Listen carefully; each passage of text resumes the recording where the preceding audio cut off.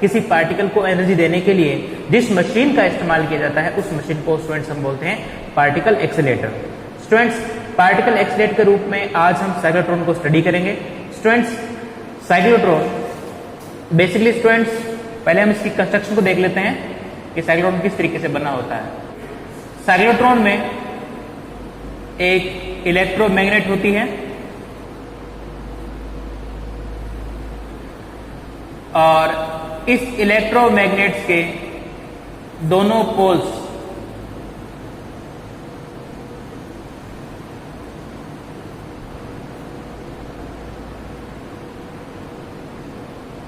इस इलेक्ट्रोमैग्नेट के दोनों पोल्स के बीच में रेफरेंस ये हमारी इलेक्ट्रोमैग्नेट है और यहां पर स्टूडेंट्स हमने वाइंडिंग कर रखी है इस इलेक्ट्रोमैग्नेट की।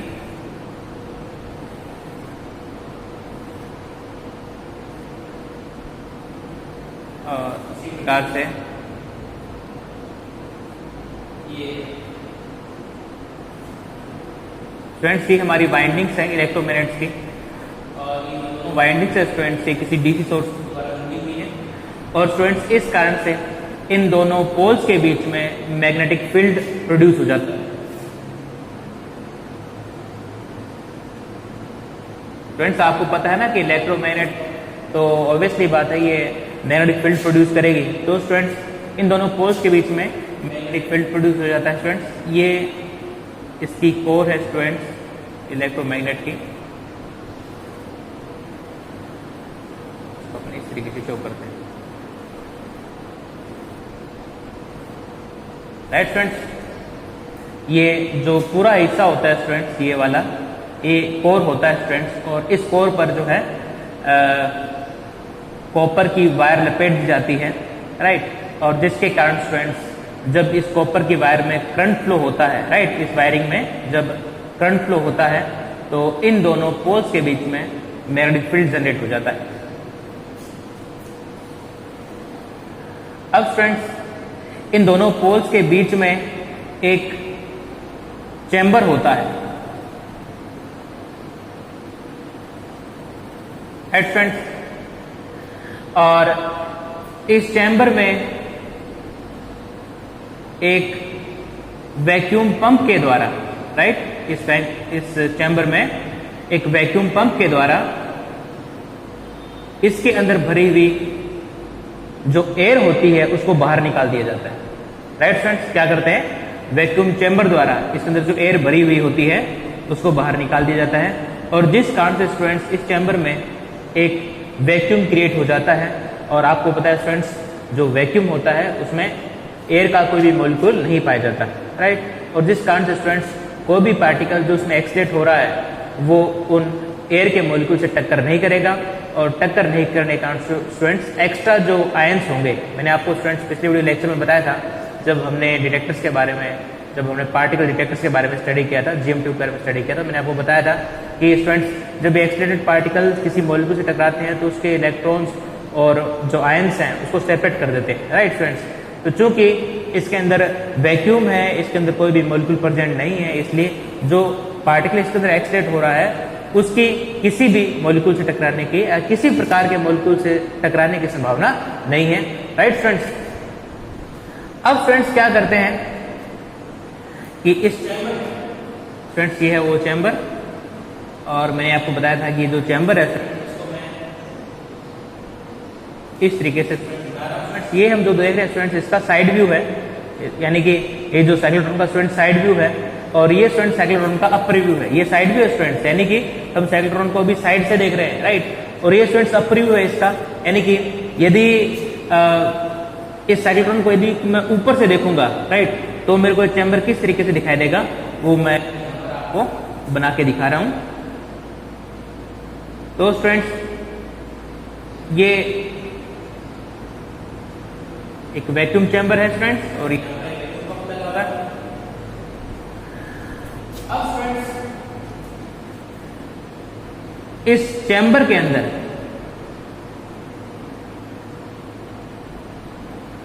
दो सर्कुलर, सॉरी, इस चैम्बर के अंदर स्टूडेंट्स दो सेमी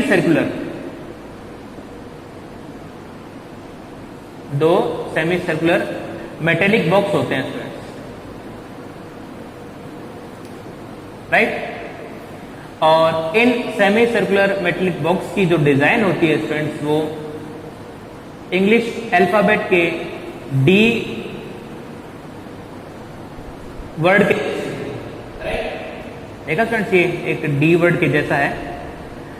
और स्टूडेंट्स इसमें जो सेमी सर्कुलर मेटेलिक बॉक्स होते हैं जिनको हम डी बोलते हैं स्टूडेंट्स, क्या बोलते हैं इनको हम? डी।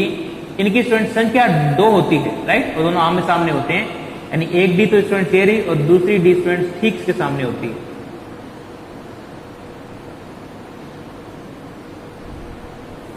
Right students. अब स्टूडेंट्स यदि अपर व्यू देख रहे हैं, इन को साइड व्यू से देखा जाए, यानी यहां से देखा जाए, तो ये स्टूडेंट्स जो डी होंगी आपको इस तरीके की दिखाई देंगे। स्टूडेंट्स ये मेटेलिक होलो बॉक्स होती हैं, यानी अंदर से खोखली होती हैं, इस तरीके की। तो स्टूडेंट्स आप इस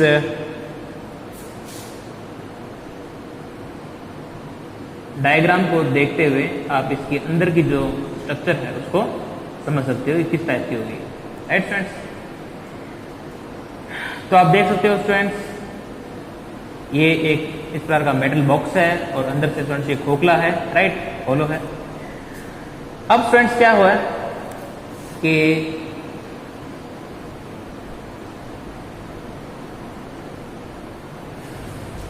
इन दोनों डीज के सेंटर में यहां पर, राइट स्टूडेंट्स, जिस पार्टिकल को एक्सट्रैक्ट करना है उस पार्टिकल के सोर्स इन दोनों डीज के बीच में, यानी सेंटर पर रखा जाता है। यदि आप इन दोनों डीज को मिलाओगे स्टूडेंट्स तो एक सर्किल बन जाएगा स्टूडेंट्स, और इस सर्किल के सेंटर पर सोर्स, राइट स्टूडेंट्स, ये जो सोर्स होता है स्टूडेंट्स, ये basically students alpha particle source हो सकता है, राइट स्टूडेंट्स, यानी अल्फा सोर्स हो सकता है, या फिर स्टूडेंट्स ये न्यूट्रॉन हो सकता है, या फिर ये स्टूडेंट्स प्रोटॉन हो सकता है, right students, neutron. Students basically जो सर्किट में होता है उसे अल्फा पार्टिकल्स, प्रोटॉन और या फिर स्टूडेंट्स जो न्यूट्रॉन है उनको एक्सट्रैक्ट करने के लिए यूज में लाया जाता है स्टूडेंट्स। अब स्टूडेंट्स क्या है,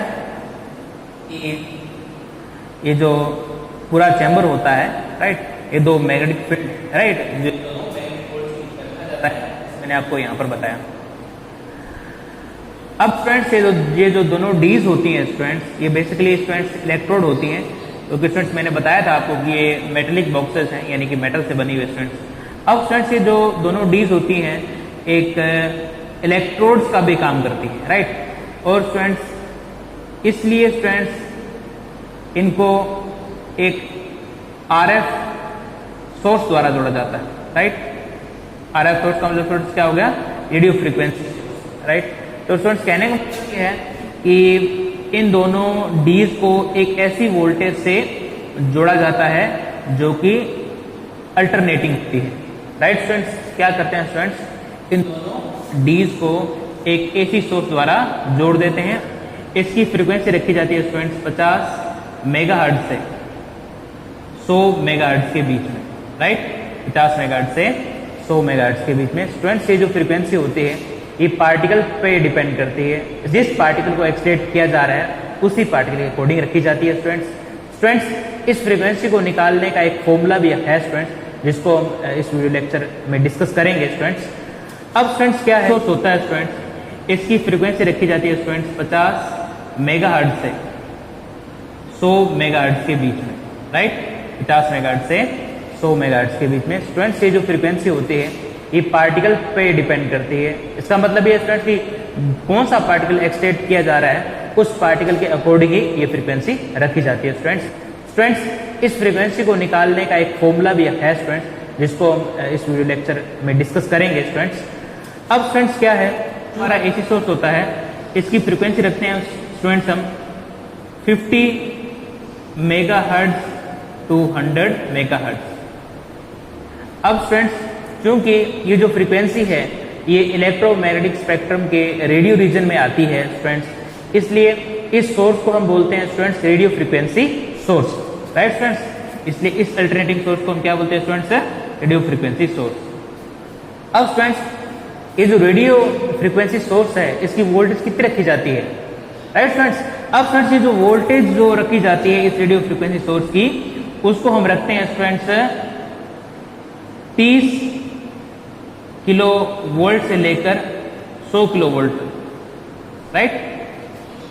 30 किलो वोल्ट से लेकर स्टूडेंट्स 100 किलो वोल्ट तक इन दोनों इलेक्ट्रोड्स के बीच की वोल्टेज को रखा जाता है। राइट स्टूडेंट्स, तो मैं इसको यहाँ पर ड्रॉ कर देता हूँ। ये स्टूडेंट्स हमारी अल्टरनेटिंग वोल्टेज है। राइट स्टूडेंट्स, और इस अल्टरनेटिंग वोल्टेज जो पीक वैल्यू है स्टूडेंट्स वो कितनी है? ये 30 kilovolt to 100 kilovolt इनके बीच में रखी जाती है। और स्टूडेंट्स जो फ्रीक्वेंसी होती है, राइट, इसकी जो फ्रीक्वेंसी होती है उसको हम रखते हैं स्टूडेंट्स कितना? 50 megahertz to 100 megahertz. Right students, और इन दोनों को एक अल्टरनेटिव सोर्स से जोड़ देते हैं, दोनों इलेक्ट्रोड से स्टूडेंट्स। राइट स्टूडेंट्स, अब स्टूडेंट्स ये जो आयन सोर्स के रूप में जो आयन सोर्स होता है उसको जान लेते हैं कि उसमें आयन सोर्स किस तरीके से प्रोड्यूस किए जाते हैं। अब स्टूडेंट्स जो बेसिक आयन सोर्स होता है स्टूडेंट्स उसके बारे में हम थोड़ा सा स्टडी कर रहे हैं स्टूडेंट्स। अब स्टूडेंट्स बेसिक आयन सोर्स में क्या होता है स्टूडेंट्स की एक फिलामेंट होता है, राइट, और इस फिलामेंट को एक डीसी सोर्स द्वारा जोड़ दिया जाता है।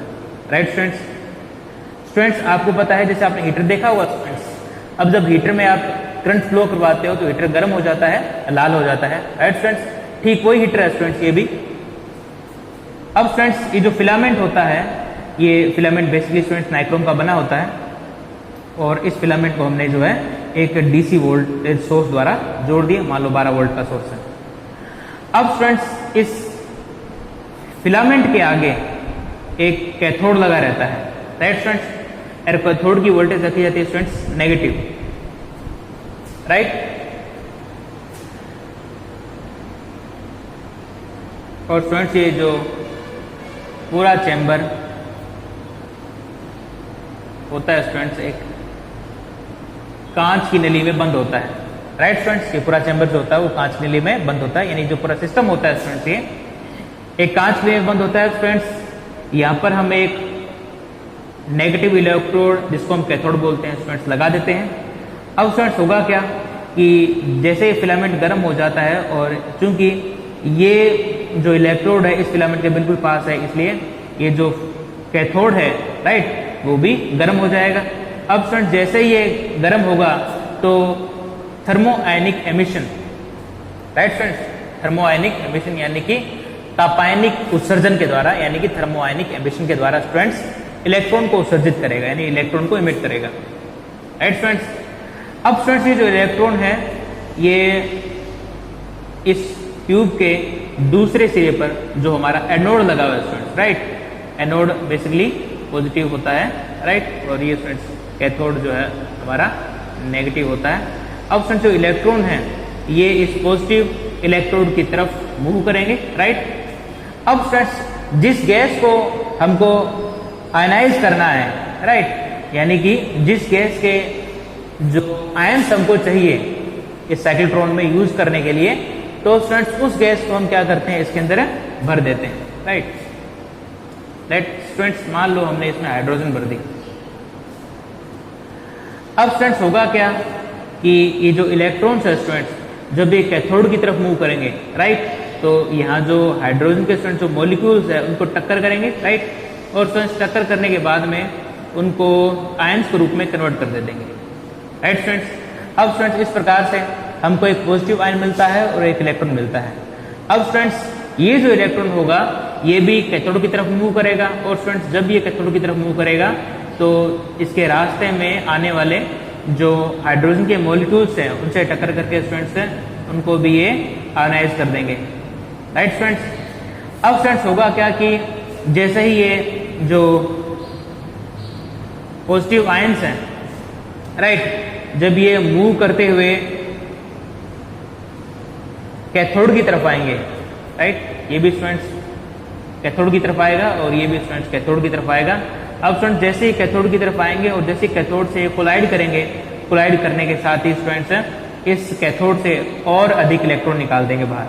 राइट स्टूडेंट्स, तो इस प्रकार से स्टूडेंट्स इस आयन सोर्स में दो प्रकार से इलेक्ट्रॉन जनरेट हो रहे हैं। एक तो स्टूडेंट्स इन इलेक्ट्रॉन के इन मॉलिक्यूल से कोलिजन के कारण, और दूसरा स्टूडेंट्स इस पॉजिटिव आयंस के इन कैथोड के कोलिजन के कारण। तो स्टूडेंट्स इस प्रकार से जो इलेक्ट्रॉन की संख्या है वो लगातार इसमें बढ़ती जाती है, और इसके साथ ही साथ स्टूडेंट्स क्योंकि ज़्यादा इलेक्ट्रॉन्स होंगे तो ये ज़्यादा हाइड्रोजन के मॉलिक्यूल से टक्कर करेंगे, और स्टूडेंट ज़्यादा मात्रा में ये पॉजिटिव आयंस और जो हमारा इलेक्ट्रॉन है उनको क्रिएट करेंगे।